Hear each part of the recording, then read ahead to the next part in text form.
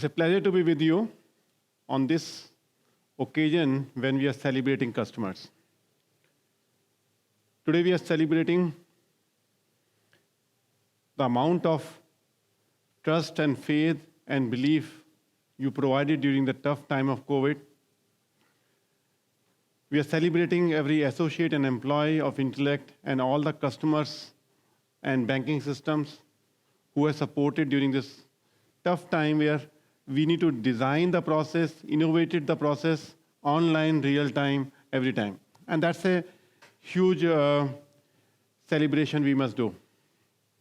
I hope this should be the end of COVID and we should have a beautiful morning coming in our horizon.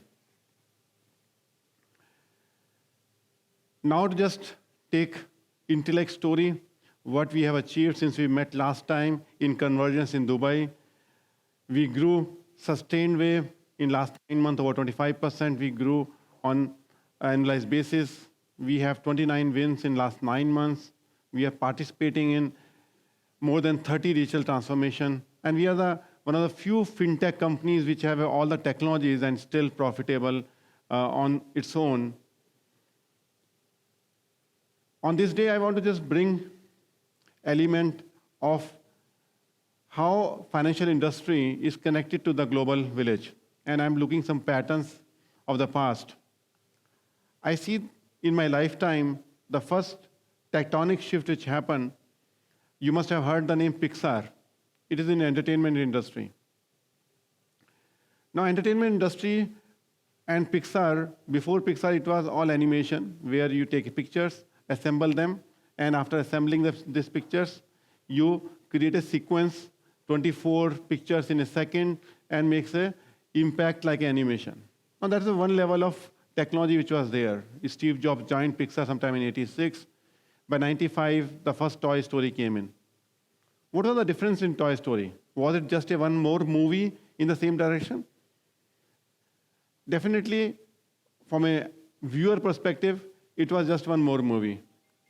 But if I go deeper into it, the Steve Jobs challenged Pixar the way of understanding the technologies which are there, underlying technologies which are there, which was around animating the pictures. But they never challenge the picture perspective versus puppetry perspective. So he picked up that in Puppet, you have 10 controls on which you can run the puppet show. He picked up those 10 elements and make it to 10,000 control points. He started composing those control points to make it a character real. A control for eyelashes, control for smiles, control for lips, control for every body part where the expression of the character comes out of a Toy Story. When you say BuzzFeed or any character over there, you find it's real. And that happened because of underlying technology. Technology made a big shift. Now, similarly, 10 years later, there is a second tectonic shift happened in the industry, which was in telecom industry. We thought telecom industry and computer industry are the two different sectors of the industry. But for a consumer, he wanted a common outcome. As a consumer and user of the technology, I wanted computer, which is laptop has given me by that time, but I need to carry my audio device to listen to the songs. I need to carry the camera. I need to carry my Casio directory on contacts to be connected on it. And I need to carry all those connectors linked to that. And that is where there was always a missing piece. Out of 4 pieces, I used to miss some of the opportune moment. And somebody looked at it. Now, this is a contextuality customer is looking at. Customer is looking a contextuality of applying these 4 different technologies to come in one single space, and that's the invention of smartphone. Bringing a operating system technology which was applied for laptops and desktops to the smartphone as a device. Now it was a disruption so large that for any telecom player who is working on devices and interfaces couldn't able to cope up with the technology shift which happened, which created the disruption. So there the contextuality came, and disrupted the industry. The third piece which came into picture where the shift happened, which we are experiencing now, it's not happened fully, but in last year, the world has sold 6 million cars, electronic EV vehicles in just 1 year, and total number of EV vehicle in the world is just 15 million. So 1 year, 6 million, which is 40% of the selling happening in just 1 year. So that this tectonic shift towards EV vehicle is in front of us. It happened today. Tesla was formed in 2003. Today is 19 years of Tesla when this change is happening. Elon Musk joined that company in 2008. And then he looked at it, is this problem can be solved by just technology? Or something more is required? Because electrical vehicle technology was available even in 80s and 90s. It's not that technology was not available for driving vehicle using electrical. But the issue was that it required multiple technologies to come together and create an ecosystem. And that is where Elon Musk could be able to understand that's the ecosystem play. We need to work on batteries, we work to work on efficiencies, we need to work on motors, we work on the design of the vehicle, we need to work on the support systems, we need to work on a charging station. So it's all ecosystem play. And now these three tectonic shifts which happen, I am seeing a similar pattern in banking industry and financial sector. If you look at it, what is a customer, if I bring a customer in the center, what is the customer is looking for? Or even, what is the banker's dream? If I take a two-level customer, one is the end customer, which is me as a customer or corporate as a customer. Second is me as an individual as a customer. What is a level 1 customer? Level 2 customer is bank as a customer. And if CEO of the bank is looking at it, that he understands the market very beautifully. That every market has got a multi-segments on income levels, on age profiling level, on geography level. There's multiple segments are there. Now, he understands their personas are different, and he needs to offer a solution which encompasses his all needs. He needs a solution which enables the customer to take a faster decision and bank officer to take a faster decision. He wants to look at it, what he imagines as a banking, he wants to deliver to the customer. It gets translated into real experience. And we have seen when I'm discussing with some of the CEOs of the bank, and what their imagination is, by the time it comes on the reality, there's a big gap. And he wants to understand, to leverage the partner ecosystem of the financial system. So these are 4 elements he's looking, which is his dream. But what is the bottleneck? We call it digital wave, which is running right now. Digital is constant. We keep using digital word. Every 10 years, we keep using, even in 1980s, we used to say digital computer, and still we are saying it's a digital wave which is there for the banking. But let me go underneath this digital, which is transformational and tectonic shift which we are experiencing in banking.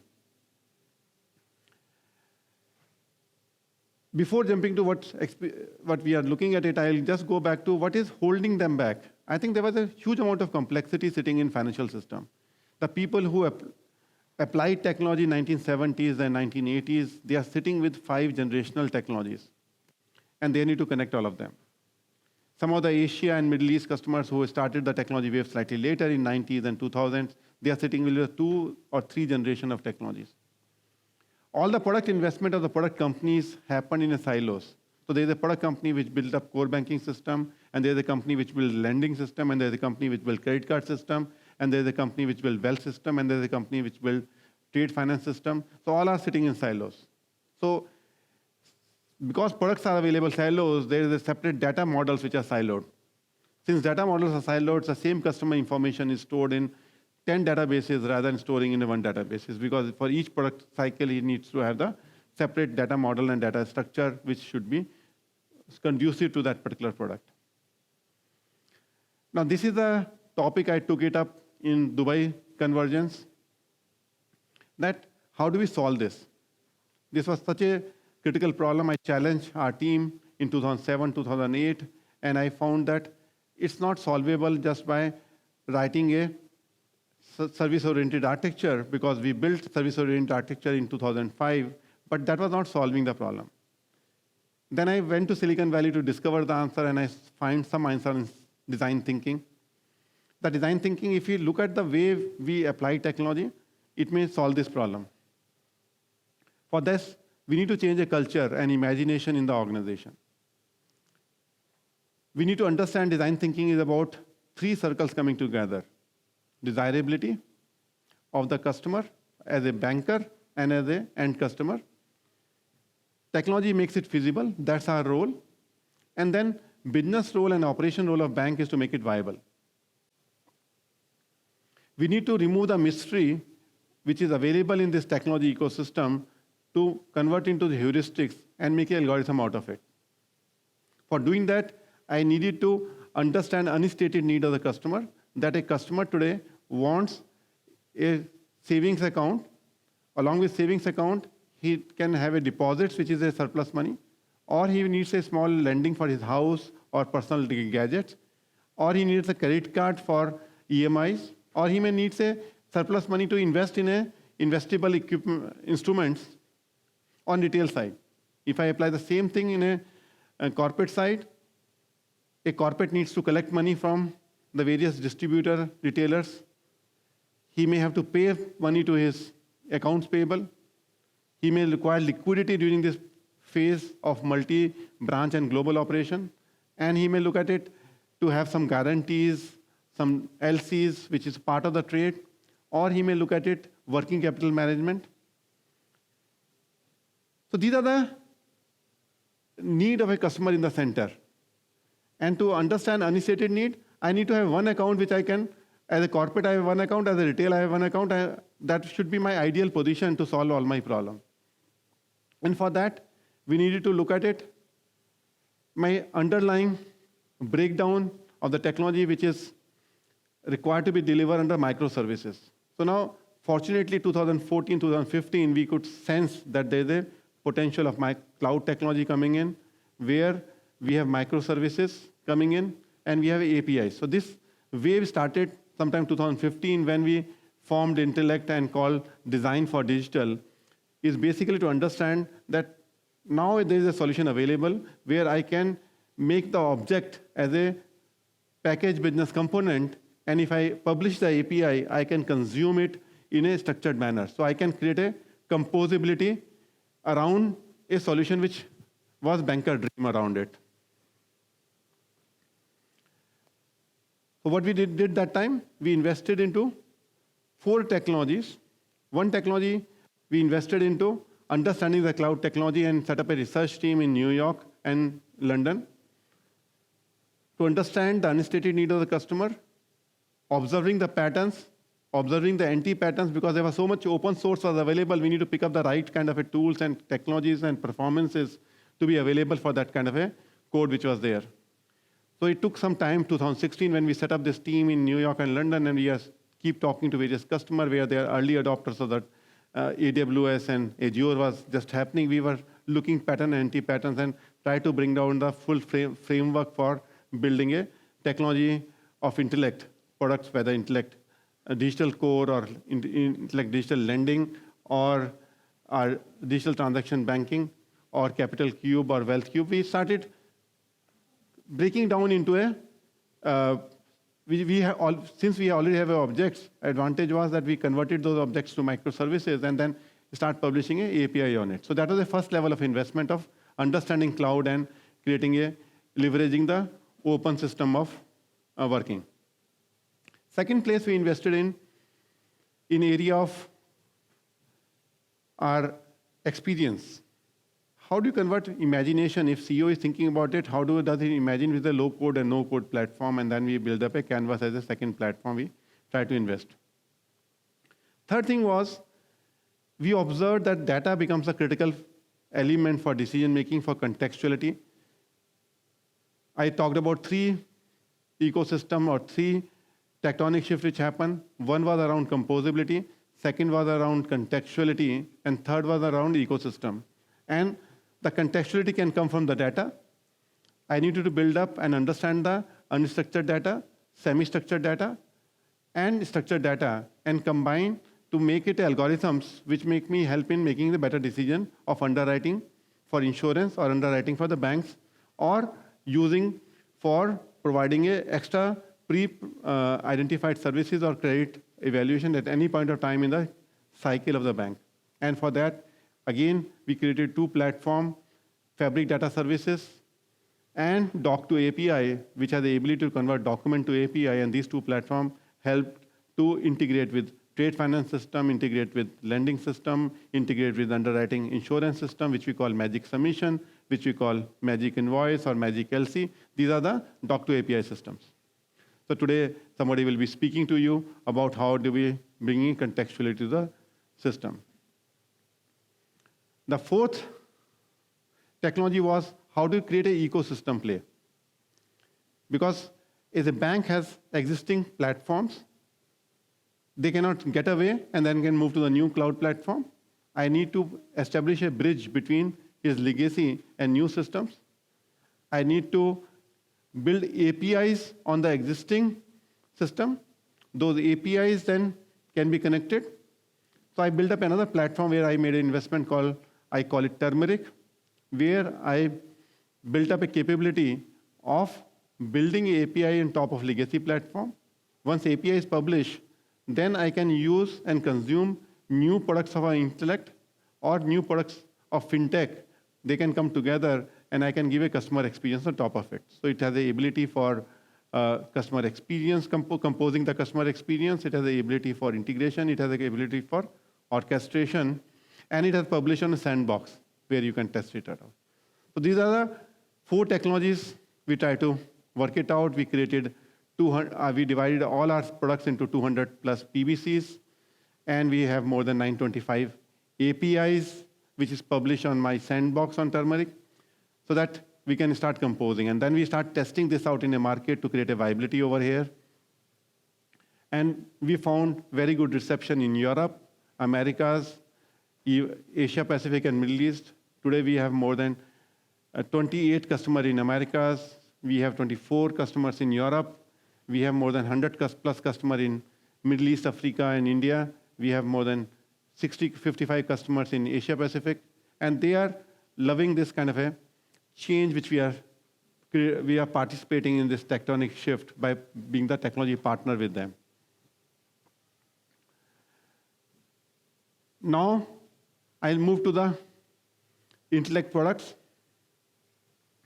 We have kept the product as independent offerings. So we didn't want that everybody has the ability to interact, ability to compose, ability to contextualize, ability to participate in ecosystem. As the Intellect, we offer the services to our customer, existing customers, that they can extend their system with a new product line. If they have a CASA system running, they can take a lending system of us or take a wealth system of us. They can extend the portfolio to deliver more services under same customer experience.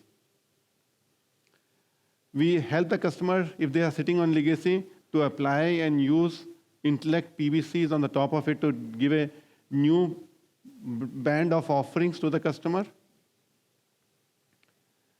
And we upgrade existing product with a 22 series of products, IDC 22, IDL 22. So all the latest products, 12 products what we have product in core banking, lending, credit card, wealth, collections, payments, liquidity, trades, finance, supply chain finance, their front layer, which is contextual banking experience, which is called CBX,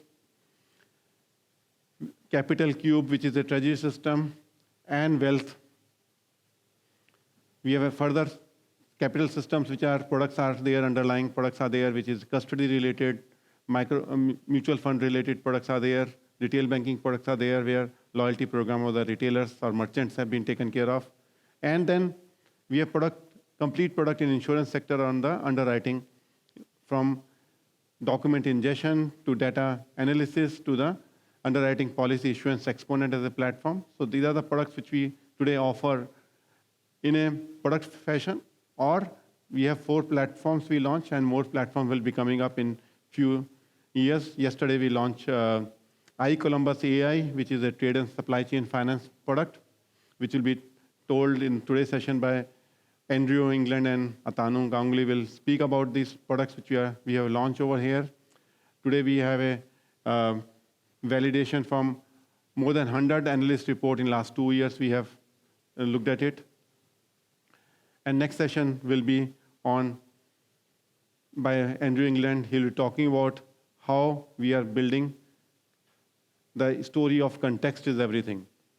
So the first story I told you, composability is solving many of the problems which was underlying platform, like the Pixar has given each element become composable, each expression become composable. Similarly, I would like each banking expression and the way banks look at the customer and way each transaction look at it, that should be composable. Andrew will talk about context is everything. And third is ecosystem play by using and composing all these technologies under one roof. I think I'm proud to be part of the team which built up such a huge landscape. We have 1,000 people, engineers, R&D engineers who are working, and more than 3,000 engineers we are supporting in sales, pre-sales, and value adding to the customer and supporting the customer. I must put that this is a marvelous team. We have it spread across 25 different countries and cities we have working with, and that we take a pride that we can be close to you and service you to change the impact you want to create in a market. We are proud to be part of transforming some central banks like Reserve Bank of India. For them, we are proud to be part of global procurement system of marketplace. We are proud to be partner with some of the global transformation happen in liquidity space or trade and supply chain finance space, which is going into, or treasury space, which is going into more than 25 countries or 50 countries, kind of a rollout, which is a quite complex multi-EODs and multi. So we are taking a pride in the marketplace against all our competitors into 3 spaces that we fundamentally are the only company in the world which has got this large PBCs or complete set of PBCs so that I can compose any solution from, and they will sit on the same data model. That's the first thing we differentiate ourselves in a marketplace. Second, we assure predictability in delivery by applying 3 laws of design thinking. First law of design thinking is less is more. Second law of design thinking is last 2% is 200%. And third law of design thinking is we need to understand which is the impact, customer impact item, which is a 1,000-gram item or 100-gram item or 10-gram items. By applying 3 laws of design thinking, we build predictability. Our cycle time of predictability has come down by 35% in last 2 years because of applying design thinking to look at my 7-step process, which we call D-3 OTIF, deliver 3 days before on time in full, to ensure that whatever the initiative we are taking for transformation, we deliver faster than anybody else in the industry. As a second value proposition we bring on the table. And third value proposition we bring to the table is our solution architects works with you in every step of your imagination. They are the people who convert your imagination into algorithms for taking to the market. And these 3 elements makes me proud as a leader of the Intellect with my all partnership council members, as well as the entire Intellect team. I thank you all for participating in this important event. Thanks a lot.